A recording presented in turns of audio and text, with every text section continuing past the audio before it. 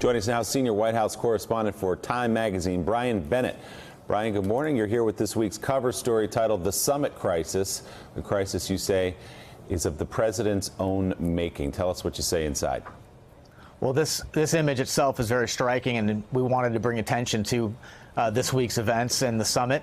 And in particular, we wanted to bring attention to how striking it was that President Trump was willing to align himself with President Putin of Russia on so many issues, whether it was the way forward in Syria, anti-NATO rhetoric, all of these objectives that have been long-time Russian priorities.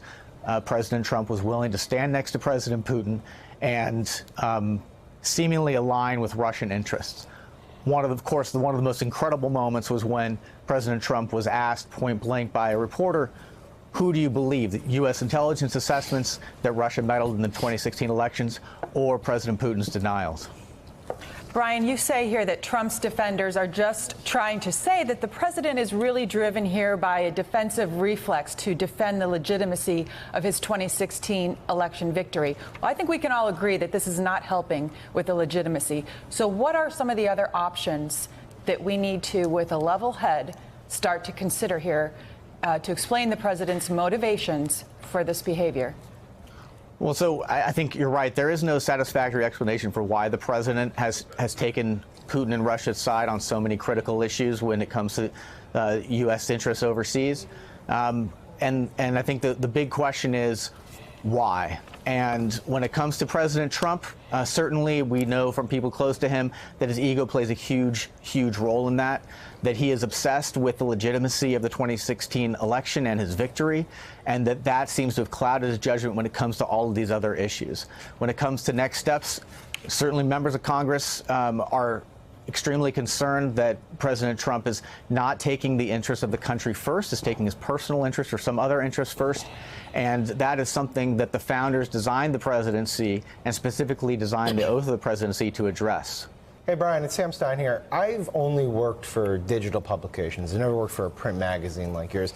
This week made me very happy for working at digital publications because there were at least two, maybe three potential walkbacks of comments that were made by the president. I'm wondering, as someone who's putting together a print publication, as you see Trump say something and then say, you know, I didn't mean would, I meant wouldn't. If you see his press secretary say, he didn't mean no, he meant basically yes. How do you handle that as someone who has to put together a print publication issue? I mean, do you take those denials at face value? How do you adjust your coverage around them?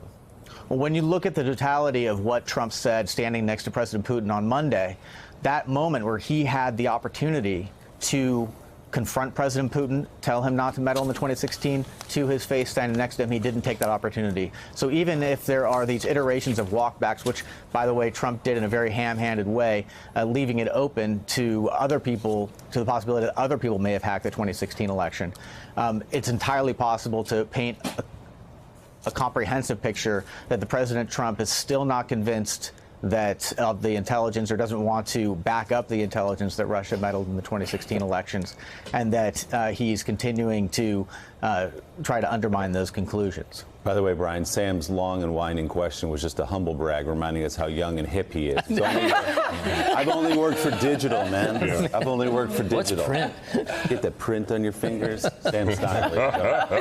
The new issue of Time is The Summit Crisis. Brian Bennett, thank you very much. No comment, Sam? I'm speechless. Okay, good. Still ahead, President Trump seemed to suggest earlier this week that Montenegro could cause World War III. Now some lawmakers and members of Trump's own administration are weighing in, and they are not on the same page. That's coming up on Morning Joe. Thanks for checking out MSNBC on YouTube, and make sure you subscribe to stay up to date on the day's biggest stories. And you can click on any of the videos around us to watch more from Morning Joe and MSNBC. Thanks so much for watching.